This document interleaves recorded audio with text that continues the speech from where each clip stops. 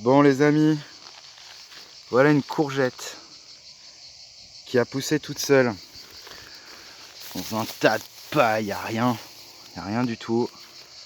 Et ça a sûrement pas été arrosé.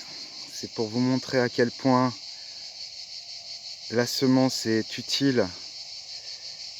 Et voilà, nous sommes sur la propriété de Pascal Pot, qui est ici, et qui est semencier. Donc voilà, on a un petit peu un domaine qui est immense, c'est-à-dire qu'il y a 15 hectares de culture. Voici Pascal, dis bonjour à mes amis Pascal. Oui, bonjour. Et voici Lou. Ah si, mais Lou, c'est pour la postérité, Lou. Ah bah. Et alors voilà, je vais vous faire un petit tour de la propriété. Du coup, ce qui est intéressant à comprendre ici, donc avant toute chose, je vais faire un petit débrief de la situation parce que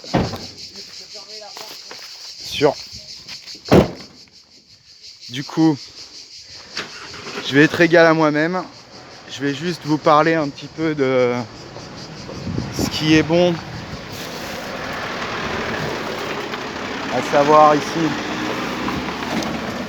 Voilà, donc tous ceux qui sont dans leur confort occidental, qui voient leur vie que pour le plaisir et la satisfaction personnelle, un petit peu le statut social, l'argent, et qui ne voient que leur confort et qui sont pour l'instant bien installés dans leur fauteuil et dans leur petit confort. Et là je vous passerai les insultes parce que le cœur y est, mais je reste courtois.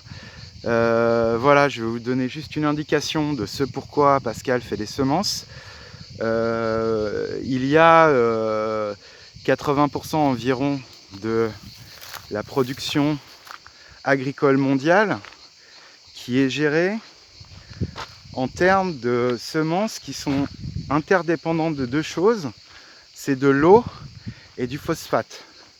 Le phosphate, c'est une ressource périssable, un peu comme le pétrole, et principalement ça se retrouve en Afrique du Nord, au Maroc par exemple, où on a les plus gros gisements, et a priori il reste à peu près 10 ans de phosphate, qui sont donc l'engrais, pour faire pousser les semences un petit peu stéréotypées que propose l'agriculture conventionnelle.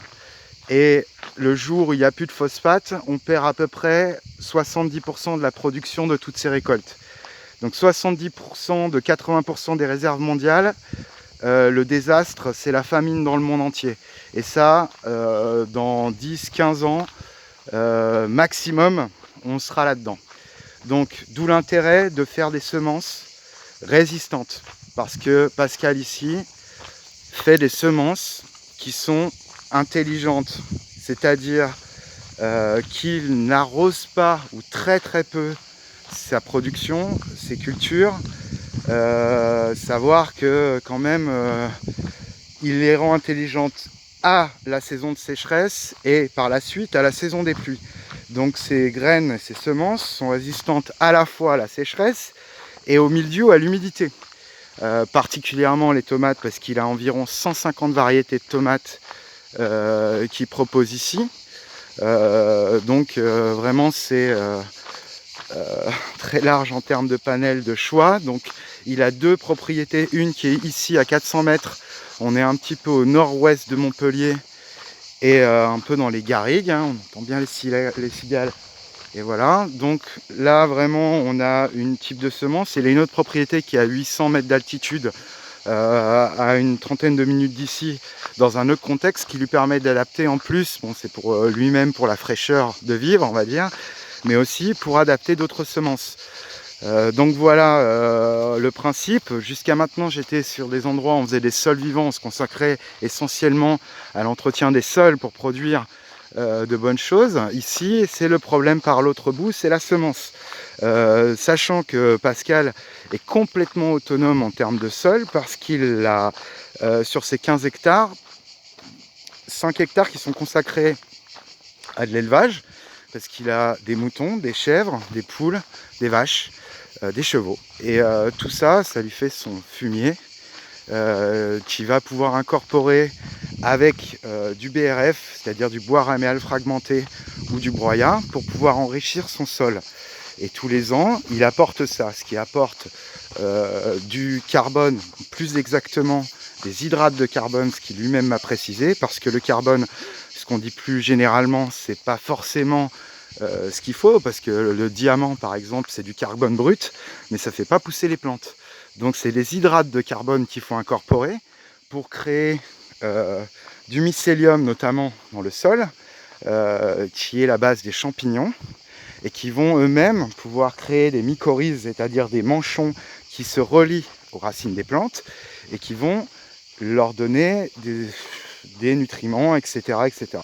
Et aussi faciliter le travail des vers. Donc là, on est principalement sur les techniques de sol vivant. Mais ici, on a vraiment un savoir-faire maraîcher. Donc voilà la couche chaude. Donc ça, c'est très intéressant à voir parce que ça, c'est une tradition de paysan. Donc ici, on a quelque chose qui est vide, mais qui au printemps est rempli d'une espèce de lasagne entre du fumier et du compost. Et que dès qu'ils mettent ça à la sortie de l'hiver, ils bâchent la serre des deux côtés, ils essaient de rendre ça hermétique à peu près.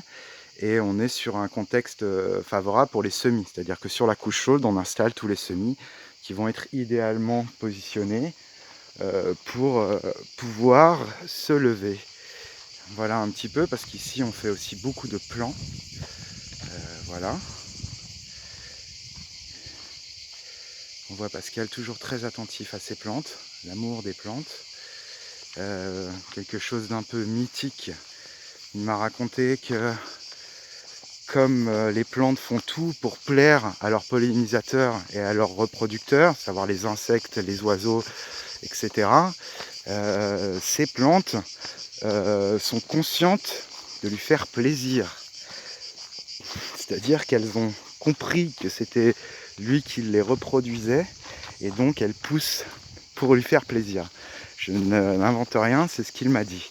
C'est complètement mythique, mais c'est pour autant quelque chose d'assez vrai. Alors voilà, on est dans les courges et tout ça. Donc là, ici, on voit bien, c'est toutes des parcelles qui n'ont quasiment pas été arrosées. La légende de Pascal et ces tomates qui poussent sans eau est tout à fait vraie. Et je vais aller vous montrer une parcelle où il y a des tomates un peu plus loin. Donc ici on est sur l'espace de conditionnement. Ça c'est le magasin de graines où on a une multitude de graines de tout genre. Donc on fait pas que des tomates, on fait pas mal de curcubitacées, des haricots, etc., etc. Et du coup on a quand même une grande variété de tomates qui peuvent s'adapter selon les besoins de différentes cultures.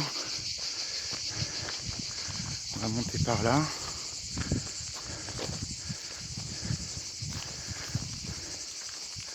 Voilà, donc ici c'est un endroit très sec. On voit que la terre est rouge. Je vais vous montrer, je vais essayer d'aller voir les noirs de Crimée. Ces tomates qui sont dans un sol d'une aridité incroyable. Voilà les poules. Alors, petite particularité ici, on a des poules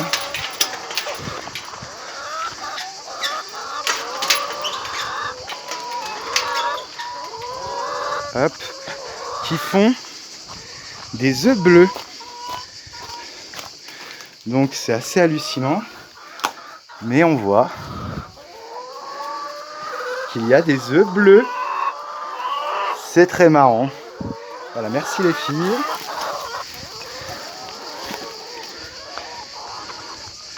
Voilà, cette vidéo est peut-être un petit peu plus longue parce que c'est quand même immense ici. Et donc pour aller faire le tour des cultures, eh bien, il faut voyager. Et avant de connaître tout le domaine, il me faudrait un petit moment. Donc voilà, c'est vraiment une garrigue ici, hein. Donc on a un espace végétal un petit peu plus haut dans les arbres par rapport à là où j'étais de l'autre côté de Montpellier, carrément dans la garrigue. Là on a quand même des beaux plants d'agrumes, voilà. Et c'est où déjà? Ah oui, c'est là-bas.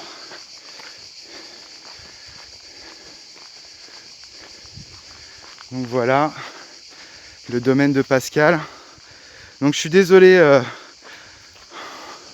pour emmerder les gens qui sont trop confortablement installés, mais vous savez très bien, ceux qui me connaissent en tout cas, ils regardent ces vidéos parce que ça les intéresse. Les autres ils ont déjà zappé, c'est sûr.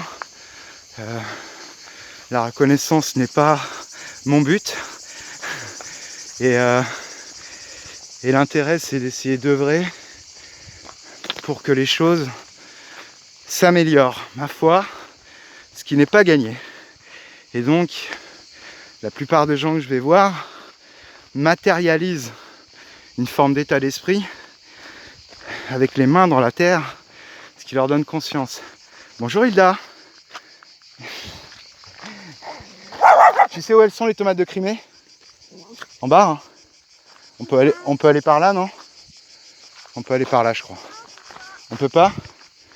Je fais le tour. Tu m'emmènes?